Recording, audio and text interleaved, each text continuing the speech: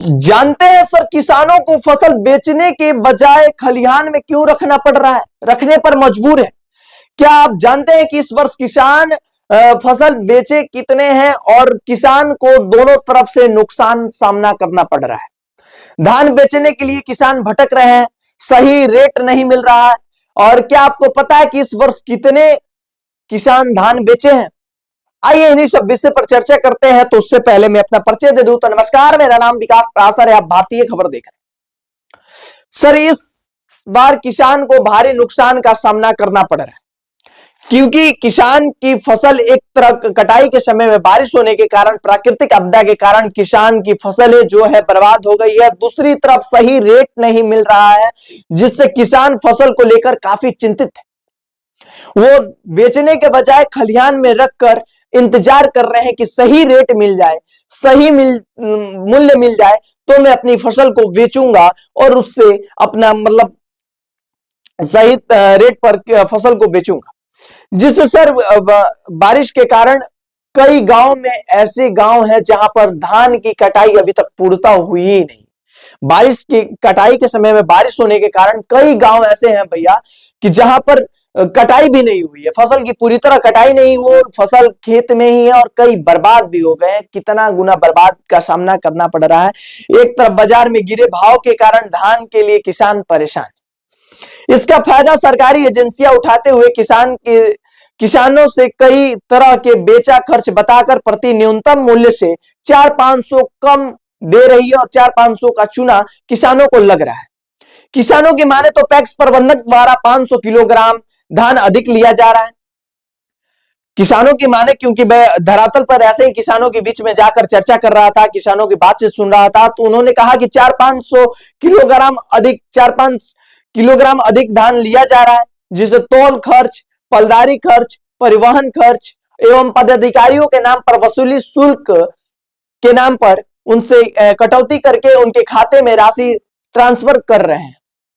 जरा सोचिए, इतने पलदारी, परिवहन और पदाधिकारियों की सुविधा शुल्क को वसूली करके, उनकी कटौती करके उनके खाते में राशि ट्रांसफर कर रहे हैं। ऐसे किसानों के प्रति क्विंटल 400 से 500 का चूना लग रहा है। लक्ष्य में कटौती का बहाना बनाकर सरकार द्वारा खरीफ विवरण वर्ष 25 से 26 लक्ष्य में कटौती कर दी गई है और यह पैक्स प्रबंधन का अच्छा बहाना बन गया। अब जरा सोचिए, सरकार द्वारा कटौती की गई, इसका बहाना सीधे धरातल पर पैक्स प्रबंधक उठा रहे हैं।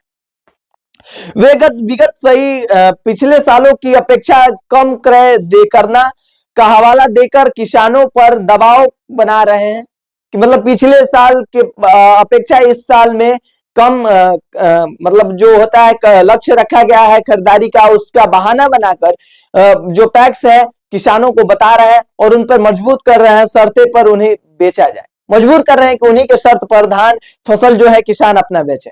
मैं बक्सर जिला की ही बात करूं तो पिछले साल खरीफ विवरण वर्ष 2024-25 के हिसाब से लक्ष्य रखा गया था 1,53,799 टन फसल के लिए पिछले साल 24-25 में बक्सर में रखा गया था, जिसमें कटौती करके इस वर्ष में 1,28,796 टन ही किया गया है।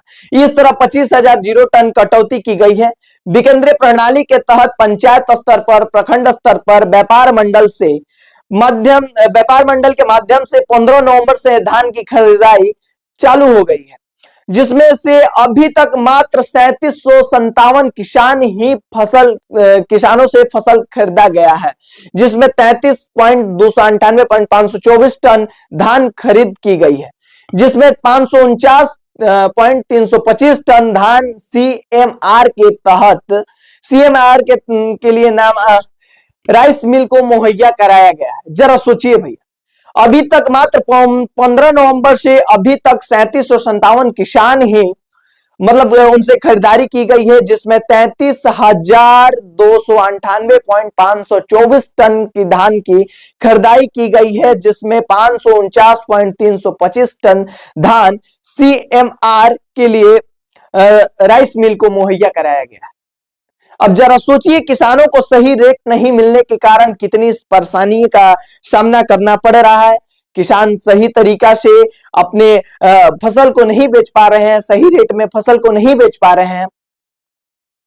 पोस्ट कर रहे थे दीपक। किसानों को 400-500 रुपए का चूना हर प्रति क्विंटल लग रहा है। चालू खरीफ विवरण वर्ष के सरकार का द्वितीय योजना साधारण न्यूनतम योजना, अगर चालू खरीफ विवरण वर्ष के लिए सरकार का न्यूनतम साधारण धान का न्यूनतम समर्थन मूल्य 2369 रुपया प्रति क्विंटल किया गया है। एमएसएमई मूल्य 2389 रुपए प्रति क्विंटल किया निर्धारित किया गया है, जबकि बाजार में मूल्य 1800 से ज्यादा नहीं मिल रहा है।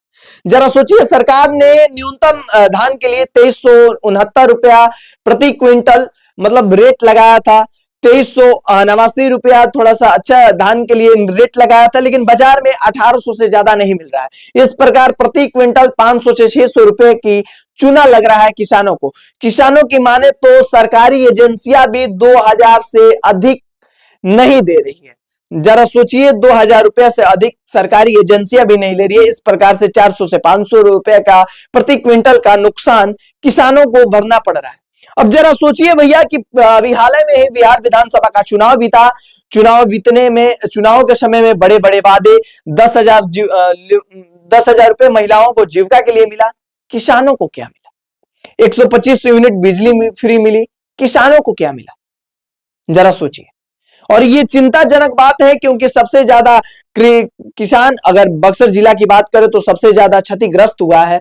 और बक्सर जिला में ही नहीं, पूरे बिहार में इसका नुकसान हुआ है किसान को लेकर के, लेकिन बक्सर जिला का आंकड़ा मैंने सामने रखा। आप लोग जरा कमेंट करके बताइए कि किसान को सही रेट में मूल्य में फसल बेचना चाहिए कि नहीं बेचना चाहिए, सरकार को सही रेट देना चाहिए कि नहीं देना चाहिए। बाकी आप लोग क्या सोचते हैं, अपना राय जरूर कमेंट बॉक्स में करें। आप देखते रहिए भारतीय खबर, और वीडियो देखने के लिए बहुत बहुत धन्यवाद। जय हिंद।